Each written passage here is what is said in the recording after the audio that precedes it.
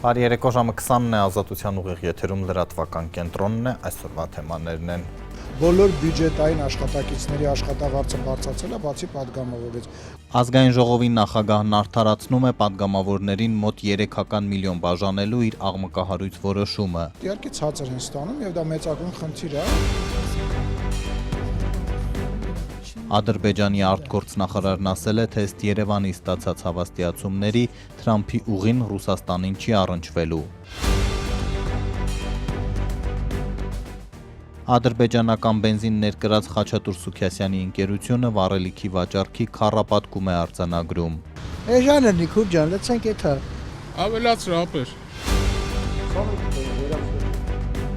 Լևոն Տեր-Պետրոսյանի առաջնորդած Հայ ազգային կոնգրեսը միայնակ կմասնակցի ընտրություններին, եթե չհաջողեն դաշինքի շուրջ բանակցությունները։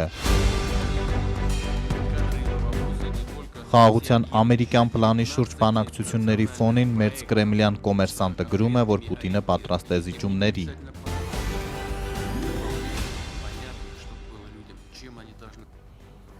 Տարին է ամփոփել Ադրբեջանի արտգործնախարարը, խաղաղության պայմանագրի նախաստորագրումից ավելին Երևանում թողչակնկալ են Ջեյհուն Բայրամովն ուղիղ է ասել, մինչև չփոխվի սահմանադրությունը։ Վարչապետ Փաշինյանի Մոսկվա այցից հետո ակտիվացել է TRIP նախագծում Ռուսաստանի հնարավոր մասնակցության թեման։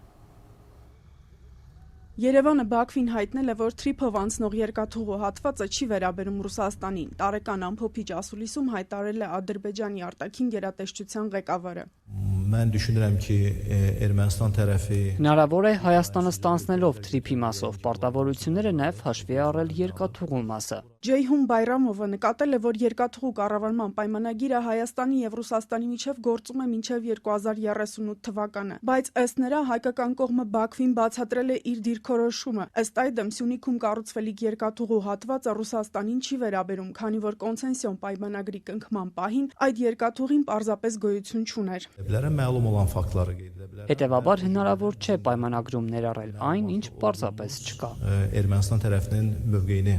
Բայրամովի այս հայտարարությունից ընդամենը 5 օր առաջ Հայաստանի վարչապետը Ռուսաստանի նախագահի հետ հանդիպման բաց հատվածում առանց հստակությունների հայտարարել էր, թե Թրամփի ուղու նախագծում բազմաթիվ նյուանսներ կան, որոնք առնչվում են հայ-ռուսական հարաբերություններին։ Сейчас у нас идет еще и очень конструктивно двусторонние. Մենք նաև ներկայումս շատ կառուցողական երկկողմ բանակցություններ ենք վարում Միացյալ Նահանգների հետ TRIP երկաթուղու իրականացման եւ կառուցման վերաբերյալ, եւ դրանք իսկապես ներկայացնում են նշանակալի եւ իմաստալից փոփոխություններ մեր տարածաշրջանում։ Եվ այստեղ կան բազմաթիվ նրբերանգներ Ռուսաստանի Դաշնության հետ մեր երկկողմ հարաբերություններին առնչվող, եւ այսօր կարծում եմ շատ լավ հնարավորություն է քննարկելու այս բոլոր հարցերը։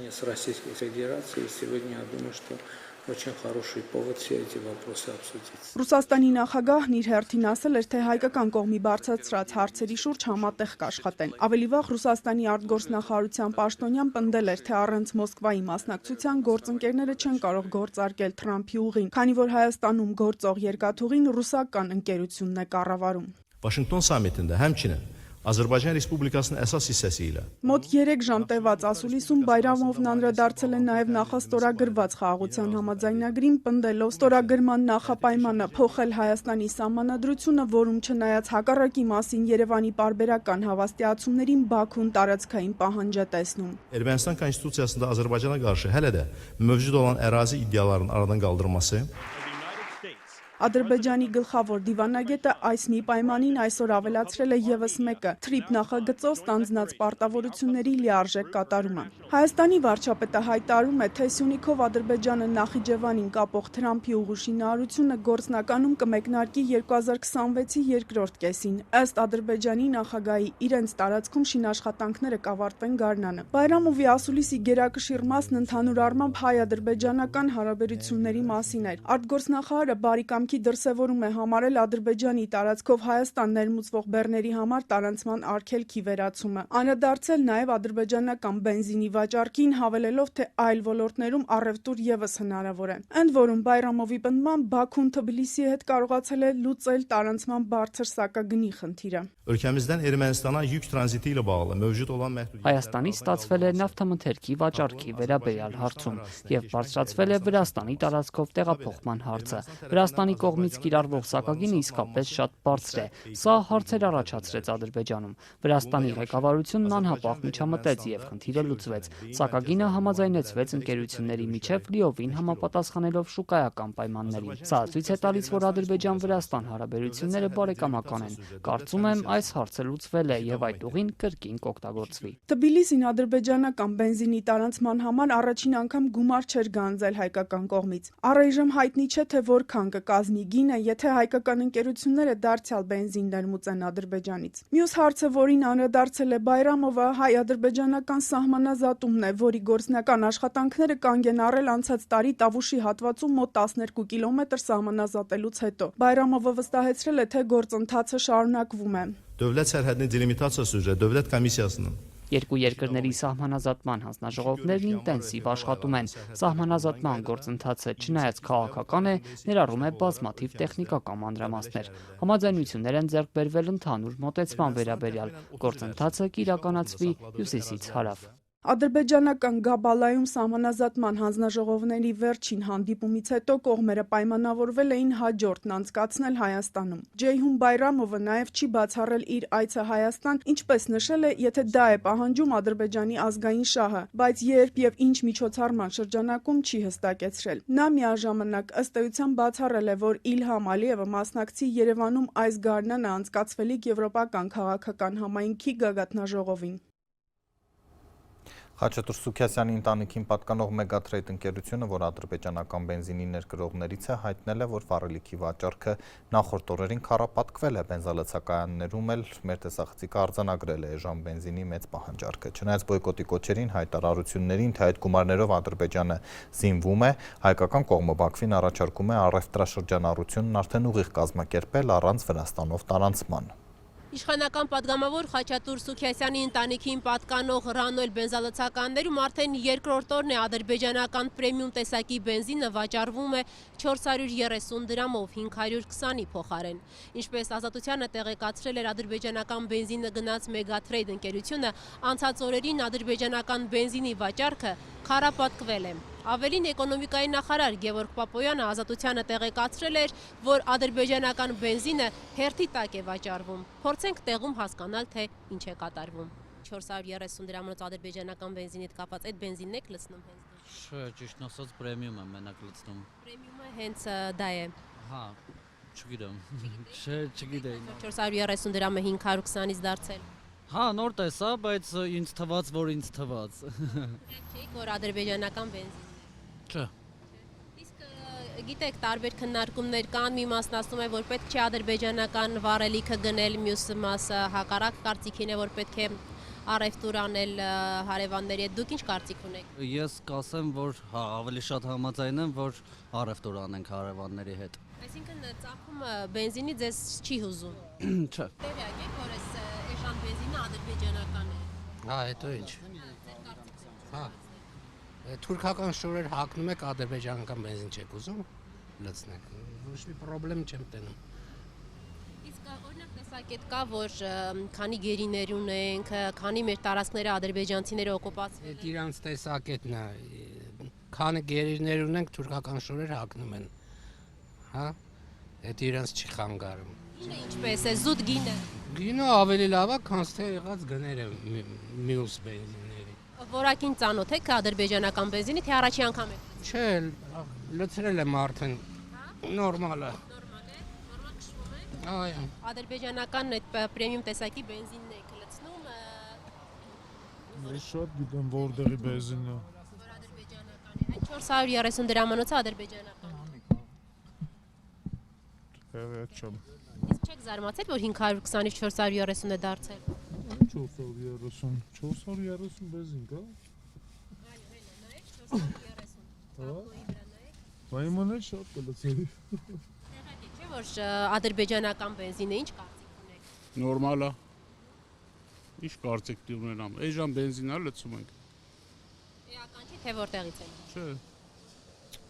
Այդ տարիներով ադրբեջանական նուրը Բագրատաշերից բերում ուտում եք էական էր։ Հաստատ չէ։ Ավելացնենք 160 դրամ 12 լիտր լինի։ Ավելացրու ապեր։ Բայց կարծիքներ են հնչում, որ օրինակ այդքան զինվորներ են զոհվել, որ մեր տարածքներով ադրբեջանական բանակը օկուպացիա։ Կեսը եղերնի ժամանակ ազով եք գնում այնտեղ հանգստանում։ Որտեղ։ Թուրքիա։ Բայց գերիներուն են ասում ենք մենք այդտեղ։ Ինչ անենք ունենք։ Տանջվում են այդտեղ։ Իդիշ կապ ունի բենզինի հետ, մի խաղաղություն լինի։ Կարևորը խաղաղությունն է, գերիները հետ կգան։ Թե ինչքան տիկարվեն ու արում թափեն։ Իսկ գնի հետ կապված ինչ կարող եք ասել ձեռնտու։ Դե ինչքան էժան այնքան լավ, խի ձեռնատու չի։ Իսկ որակային առումով ինչ կասեք։ Առաջին անգամ լցում, չգիտեմ։ Հաստատ որակն է լավ կլինի։ Գիտեք, որ ադրբեջանական բենզին է վաճառվում, էժան 430 դրամ 520-ի փոխարեն։ Չեմ կարող ասել։ Իհարկե դեմ եմ, բայց չեմ կարող Բայց խոսել։ հիմա դա եք լցնում, գիտեք։ Այս պահին դա ենք լցնում։ Արմեն, դու գիտես։ Գիտեք, որ ադրբեջանական բենզին եք Սա։ իսկավորում, հա։ Բայց սա ադրբեջանական չի։ 5-5-ը չի։ Չէ, սա բանն է, Ռանոյլի։ Ես նայում եմ 5-ը, չէ, չեմ մացել։ Իսկ ինչպես եք վերաբերվում։ Շատ վատ։ Գիտեք, որ ադրբեջանական պրեմիում բենզինը 430 դրամով է։ Այո, Ինչ կարծիք ունեք։ նորմալ։ Էժան է Նիկուր ջան, լցենք էթա։ Կարևորը էժանն է։ Այո, Մի մասը մարդկանց ասում է, որ ադրբեջանական է, պետք չի, մենք գերիներ ունենք այդտեղ, հողերը օկուպացիա։ կապ ունի Քուր ջան Սալյարկի հետ։ Ինչ կապ ունի։ Իմ անունը Նիկոլ է։ Հեղափոխությունից հետո գնացի սարքեցի Նիկոլ։ Հեղափոխությունից առաջ ինչ էր ձեր անունը։ Գագո։ Մերսի ապեր։ Այժմ էլ վերջին օրերի սկանդալի պատգամավորների ստացած աստղաբաշխական պարգևավճարների մասին խորհրդարանի խոսնակ Նեսոր մեկնաբանել է իր որոշումը մոտ 300 միլիոն դրամ հատկացնել 100-ից ավելի պատգամավորներին։ Ալեն Սիմոնյանը ցածր է համարում օրենսդիրների աշխատավարձը համեմատելով ամբողջ Հայաստանով սակավաթիվ ուսուցիչների հետ, որոնք 400 000 են ստանում, իսկ պարգևները պարզվում է կուտակվել են ամբողջ կիսամյակի ընթացքում։ Այսինքն պատգամավորները մարդ չեն ուզում հասկանամ։ Իհարկե ցածր են, չէ, ցածր են ստանում։ Եթե դուք համեմատեք այլ կառույցների հետ, այլ պետական կառույցների հետ, իհարկե ցածր են ստանում եւ դա մեծագույն խնդիր է եւ բարձաբանումը ոչ միայն նրա մասին էր, որ դա միայն աշխատավարձի հետ է կապված, այլ նաեւ բարձաբանումը նրա մասին էր, որ դա կես տարվա գումարը, որը միանվագ է եղել, այլ ոչ թե մեկ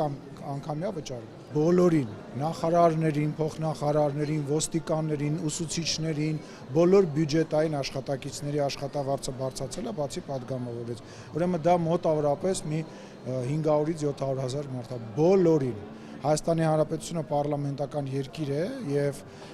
ներողություն եմ խնդրում, բայց չի կարող մարմինը, որը որ բոլորի աշխատավարձը բարձրացնում է, բոլորի կրկնում եմ, բարձրացնում է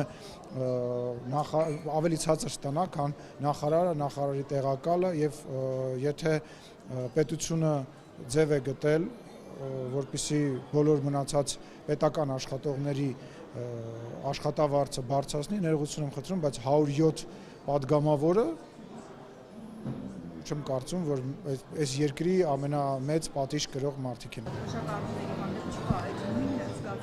Իսկ ով ասեց, որ չկա։ Իսկ ուզում հարցնեմ, այդ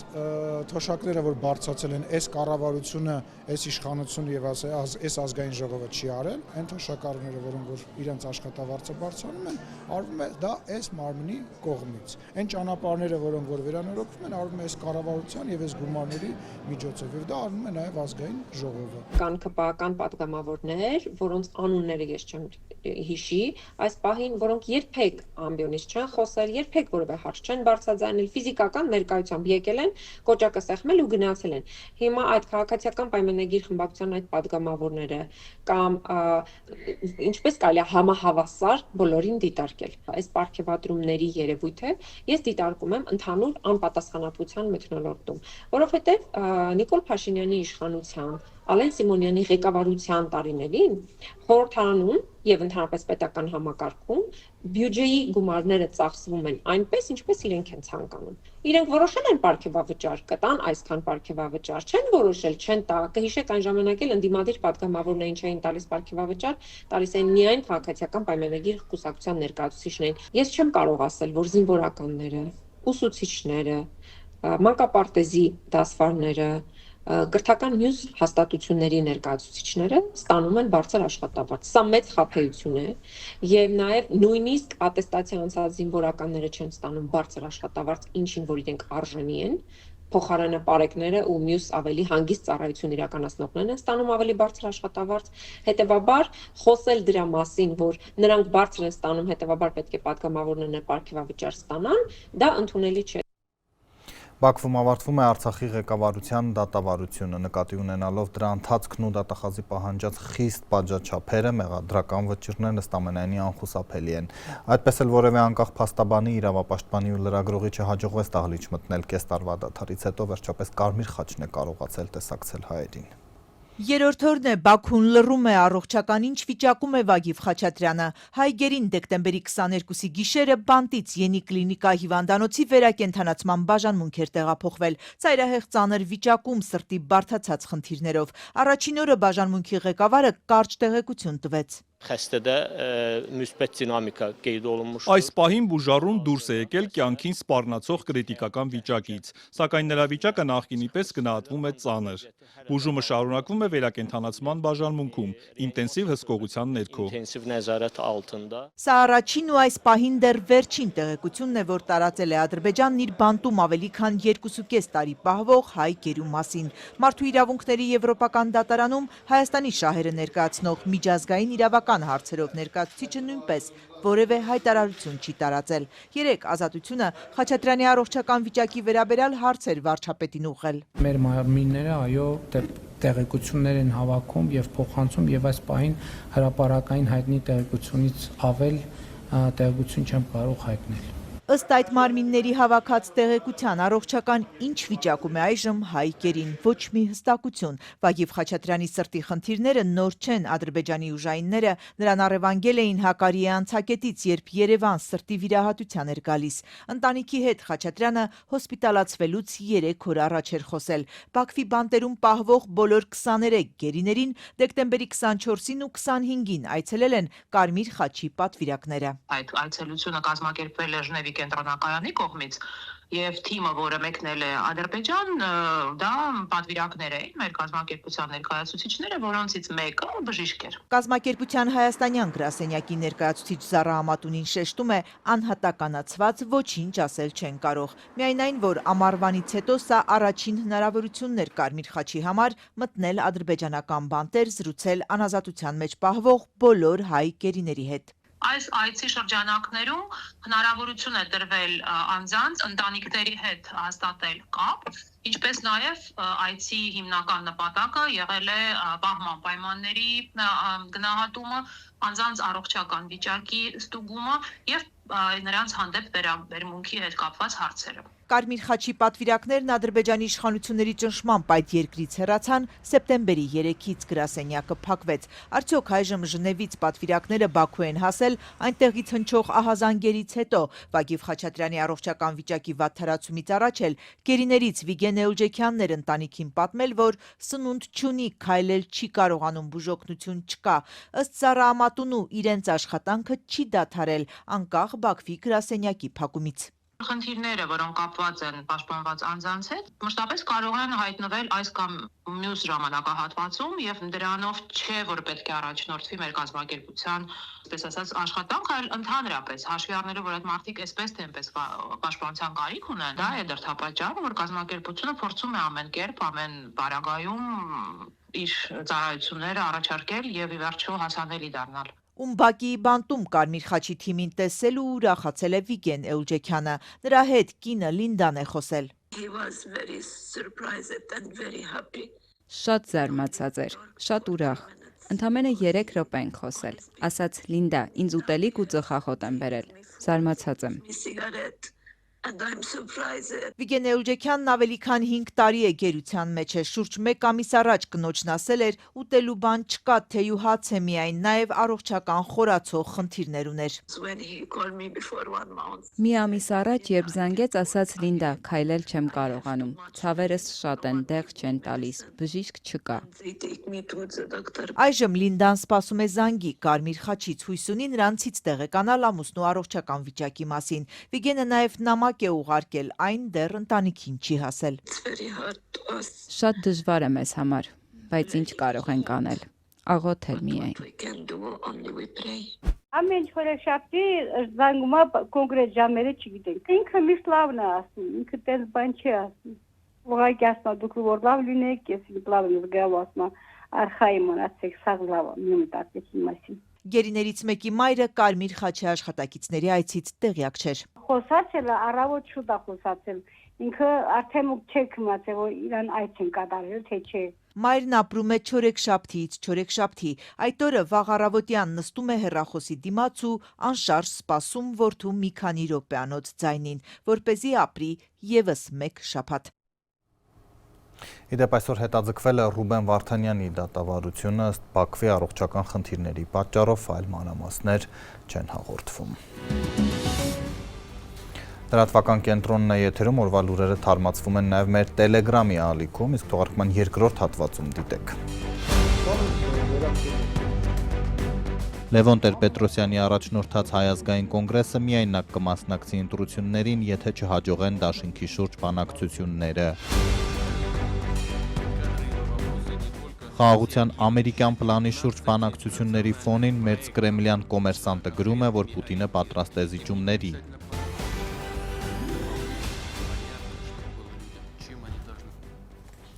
Փաստաբանը հայտնել է, որ Միքայել arczepiskopos Աջապահյանի վիրահատությունն այսօր անցել է բարեհաջող, arczepiskopos-ը պնդել էր, որ վիրահատությունը Իզմիրլյան բժշկական կենտրոնում անցկացվի։ Հարցազրույցներից մեկից հետո 2 տարվա ազատազրկման դատապարտված Աջապահյանը մեղադրվում է իշխանությունը զավթելու կոչի համար, մեղքը չի ընդունում, այն համարում է քաղաքական հետապնդում։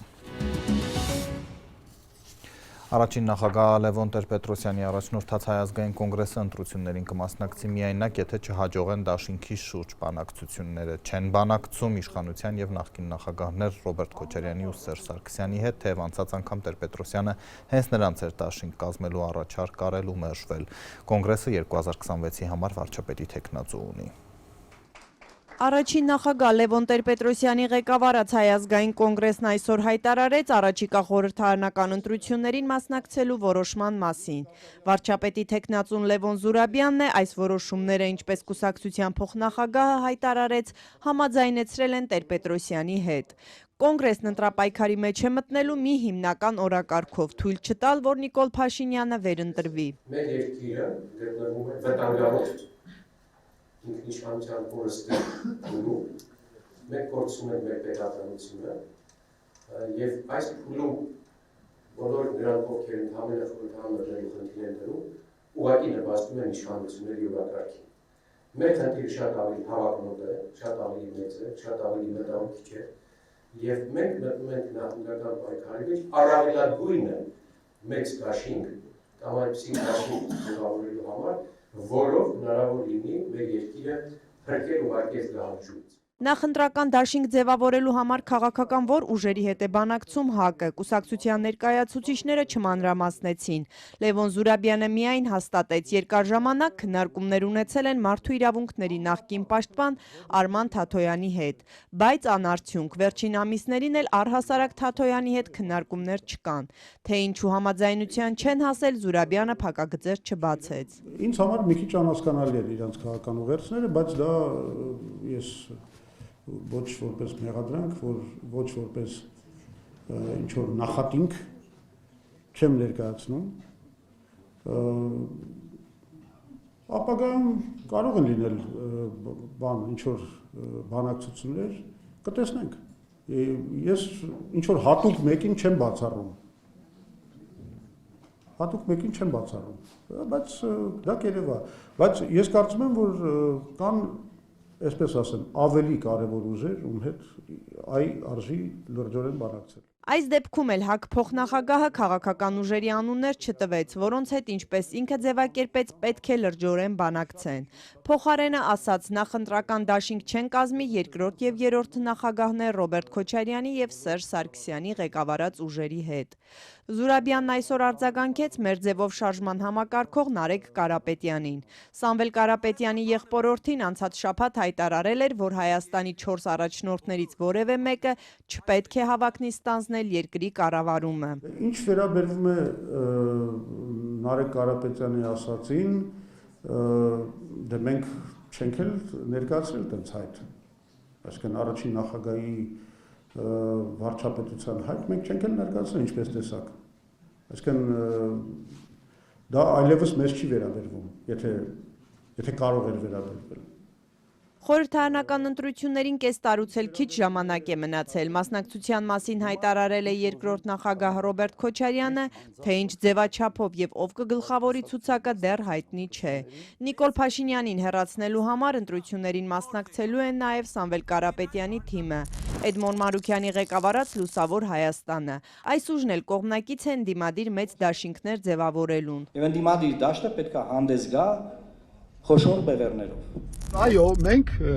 մասնակցում ենք մյուս տարվա ընտրություններին։ 2023 թվականին Երևանի ավագանու ընտրություններին ազգային առաջընթաց կուսակցության ցուցակը գլխավորած եւ մոտ 19% ձայն ստացած Հայկ Մարությանը նույնպես խորհրդարանական ընտրություններին մասնակցելու որոշում է կայացրել։ Ընտրապայքարի մեջ կմտնի իր հիմնած Նորուժ կուսակցությունով։ Դաշինքների կողմնակից է Մարությանը, թե ոչ, դեռ հայտնի չէ։ Նախկին քաղաքապետը եւս փակագծեր չի բացել։ Դե սրանից հետո բնականաբար հեսա ԿՊՆ-ի այդ ֆեյքերի ֆաբրիկան են զավոդը հեսա խոդա տալու ոնց Հայկը ախր Քոչարյանի հետ է հանդիպել իրար հետ են պայմանավորվել Ռուսաստանի շպիոննա տալուշուտ չէ բանը Չեխիայի շպիոննա սաղ տներ ընդեղա երեխեքը Չեխիայի քաղաքացին սաղին ազատել է բանակից չնայած կես աղջիկ են կեսներ 18 տարեկան չկան կապ չունի սաղին ազատել է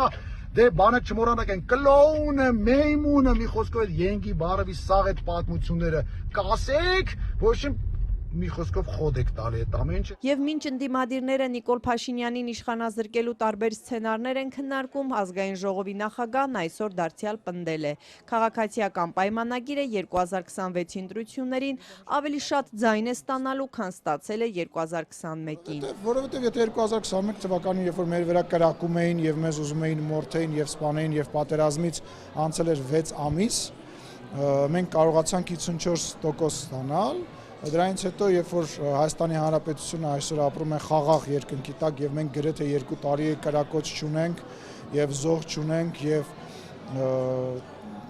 ճանապարհների բացման եւ տնտեսության զարգացման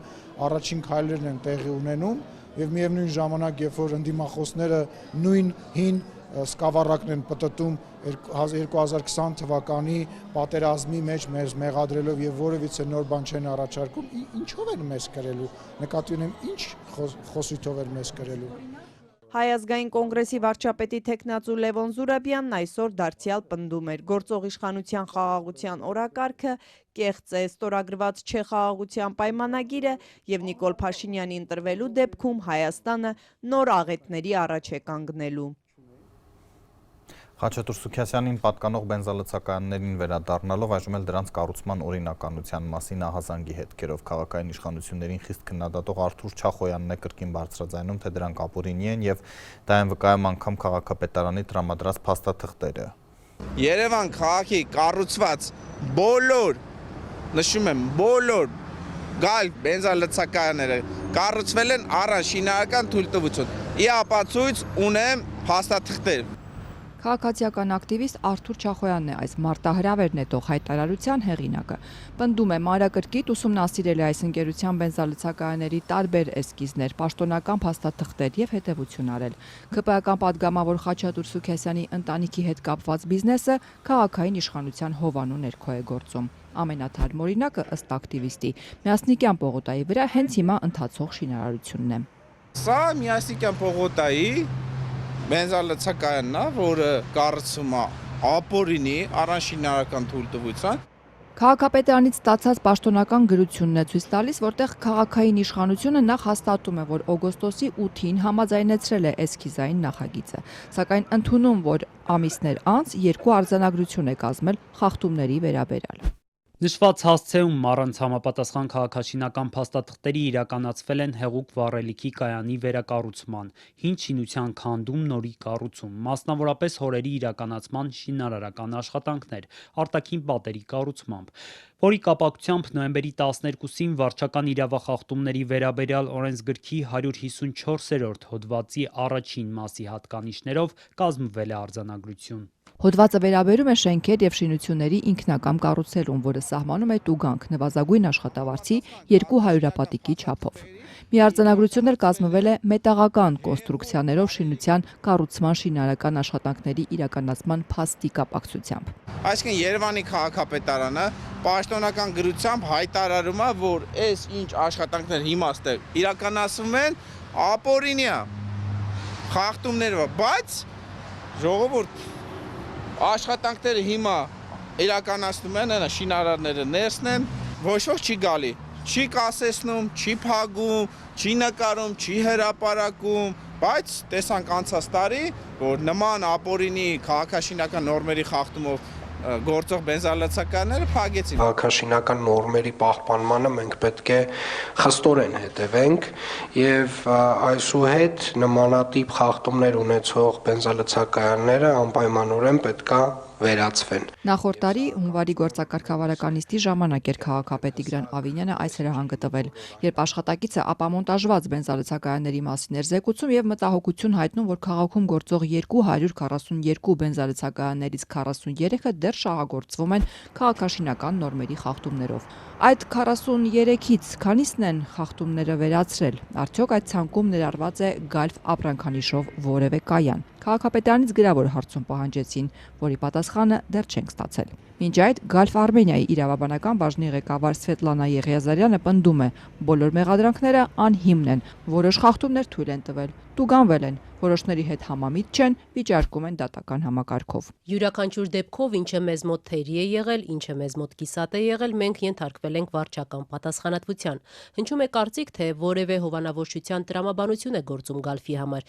եւ աշխատում ենք խախտումներով ու անպատժելիության մթնոլորտում։ Նման բան չկա, ունենք հրահանգ կատարել մեր գործունեությունը 100%-ով իրավունքի եւ օրինականության դաշտում։ Գալֆ Արմենիայից էլ պնդում են այն տարածքները, որտեղ իրականացնում են իրենց գործունեությունը, տասնամյակներ շարունակ գրեթե բոլորը գործել են որպես բենզալցակայան։ Գալֆը միջազգային բրենդ է եւ ունի պահանջներ, որը չպահպանելու դեպքում ոչ թե անհանգստացնող կլինի Չախոյանի, ակտիվիստների, լրագրողների մեղադրանքը, այլ լիցենզիայից զրկվելը։ Մենք առաջին հերթին պաշտպանում ենք մեզ։ Գալֆը 2024 թվականից Հայաստանում պաշտոնապես ներկայացնում է Ամրեկո ընկերությունը, որի 100% բաժնետերը ըստ պետական ռեգիստրի Անիստ Պետրոլյումն է։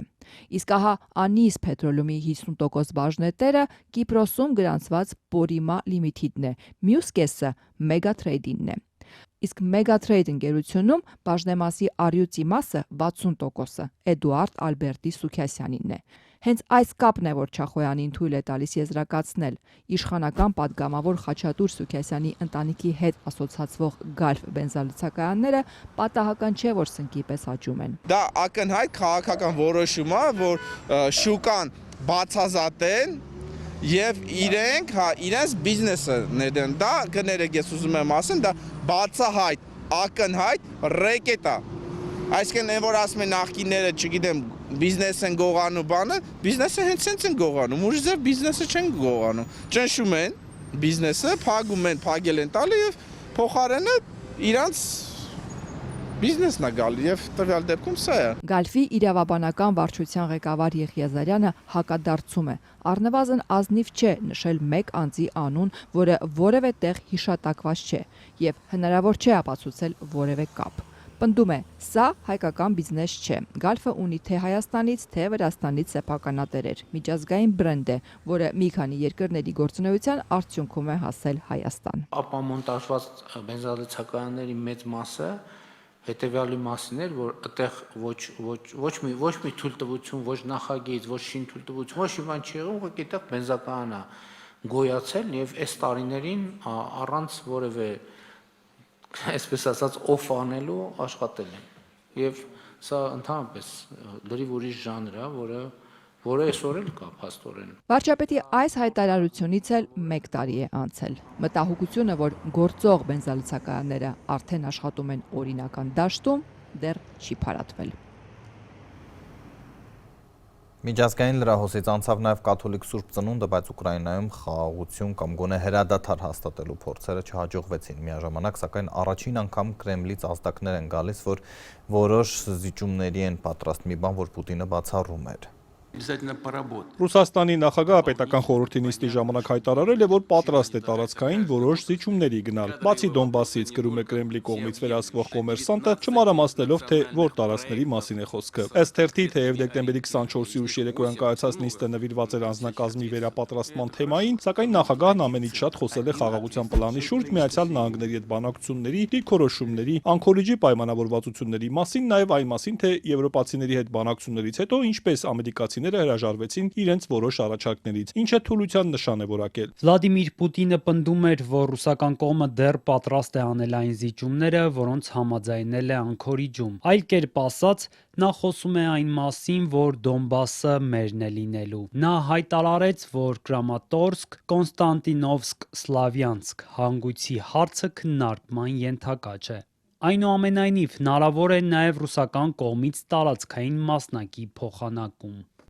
Կրեմլի ղեկավարը նաև անդրադարձել է ամենակնճռոտ հարցերից մեկին՝ Զապորոժիեի ատոմակայանին, որն այժմ ռուսական վերահսկողության տակ է եւ որի շուրջ կողմերը չեն կարողանում համաձայնել։ Ըստ թերթի, Պուտինը չի թաքցրել, որ Միացյալ Նահանգների հետ քննարկում են Եվրոպայի ամենամեծ ատոմակայանը համատեղ շահագործելու հարցը, առանց Ուկրաինայի։ Խոսքը թե կայանի ստեղծած էլեկտրաէներգիայով կրիպտոարժույթների համատեղ մայնինգով զբաղվելու, թե Ուկրաինային էլեկտրաէներգիա տրամադրելու մասին է։ Ու մինչ կոմերսանտը մանրամասներ է հայտնում Պուտինի ելույթից, Ուկրաինայի նախագահը հայտարարել է, որ առաջիկայում կհանդիպի Դոնալդ Թրամփի հետ։ Ըստ Վլադիմիր Զելենսկիի, շատ բան կարող է որոշվել մինչև նոր տարի։ Կիև Փոստը դիվանագիտական աղբյուրներին հղումով գրում է, որ այցը կարող է կայանալ այս կիրակի, ու եթե ամեն ինչ հարթ ընթանա, առաջնորդների հանդիպումը տեղի կունենա Ֆլորիդայում, Թրամփի առանձնատանը։ Մինչ այդ Զելենսկին 3 մոտ 1 ժամ հեռախոսով խոսել է ԱՄՆ նախագահի հատուկ բանագնացներ Սթիվ Ուիթքոֆի եւ Ջարեդ Քուշների հետ։ Զելենսկին հայտնել է, որ քննարկել են լավ գաղափարներ, թե ինչպես մոտեցնել իրական խաղաղությունը։ Ըստ նրա, դա իսկապես լավ զրույց էր։ Ուկրաինայի առաջնորդը վստահեցրել է, ամեն ինչ անում են, որ պատերազմն ավարտվի, իսկ ստորագրվելիք բոլոր փաստաթղթերը լինեն հուսալի եւ արդյունավետ գործեն։ Որոշ փաստաթղթեր գրեթե պատրաստ են, որոշ փաստաթղթեր արդեն պատրաստ են։ Իհարկե, զգայուն հարցերի շուրջ դեռ անելիքներ կան, բայց ամերիկյան թիմի հետ միասին հասկանում ենք, թե ինչպես հասնել դրան։ New York Times-ն իր հերթին գրում է, որ Ռուսաստանը հազիվ թե համաձայնի Մայամիում ԱՄՆ-ի եւ Ուկրաինայի բանակցությունների արդյունքում կազմված նոր պլանին եւ մի քանի պատճառ է նշում։ Ըստ հեղինակավոր պարբերականի, նախ Կրեմլը ողջևորված է ռազմաճակատում ռուսական բանակի առաջընթացով, երկրորդ ծրագիրը չի ներառում Ռուսաստանի տարածքային հիմնական պահանջները, օրինակ ողջ Դոնեցկի հանձնումը Ռուսաստանին։ Երրորդ, դժվար կլինի նոր ծրագիրը ռուս հանրությանը որպես հաղթանակ ներկայացնել։ Բացի դրանից, հազարավոր ռուսներ 2025-ին պատերազմին մասնակցելու պայմանագրեր են ստորագրել, ինչը Մոսկվային թույլ է տալիս շարունակել պատերազմը, չնայած ծանր կորուստներին։ Այս ընթացքում ռուսական զինուժը շարունակել է հարվածները ուկրաինական շրջաններին, այդ թվում Նիկոլաևին, Վոլինի մարզին, Զապորոժիեին, որտեղ խաղաղ բնակիչ է սպանվել։ Հարվածել են նաև Օդեսային, որի նավահանգիստներում Սլովակիա եւ Պալաուի դրոշներով երթևեկող նավեր են վնասվել։ Ուկրաինական զինուժն իր հերթին հարվածել է ռուսական շրջաններին, այդ թվում Ռոստովին, Վոլգոգրադին։ Օրվա մյուս լուրերի համար բաժանորդագրվեք Ազատության էջերին սոցիալական ցանցերում, իսկ լրատվական կենտրոնում այսքանը կհանդիպենք։